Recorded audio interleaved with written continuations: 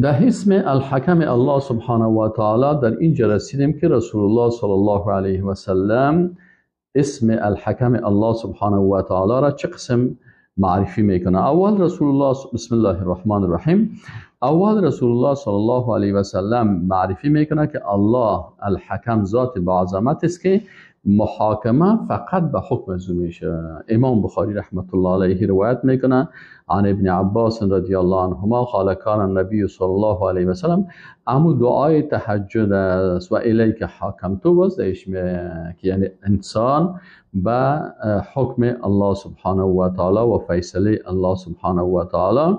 رجوع میکنه و یعنی فیصله دیگه. رسول الله صلی الله علیه و سلم همچنان که میگه که رسول الله صلی الله علیه و سلم مثل که ما شما در صفت الحکیم گفتیم که امو حدیث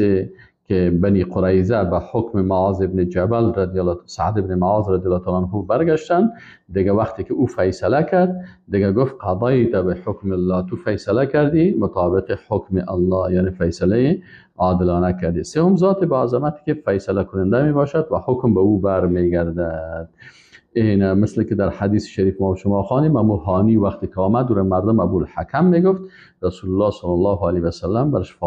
فهماند که این لقب برات مناسب نیست، از این خاطر باز نام از را ابو شریح گذاشت، مثل که ما شما در صفت الحکیم الله سبحانه و تعالی ایره خواندیم.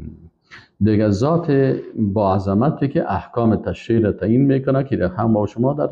صفت الحکیم الله خواندیم، و ذات با عظمتی که انسانهای عادل بر منابر نور قرار میده، این همه از اینا را ما شما در صفت الحکیم خواندیم، چون صفت الحکم با صفت الحکیم بسیار نزدیک است. و السلام علیکم و رحمت الله و برکاته.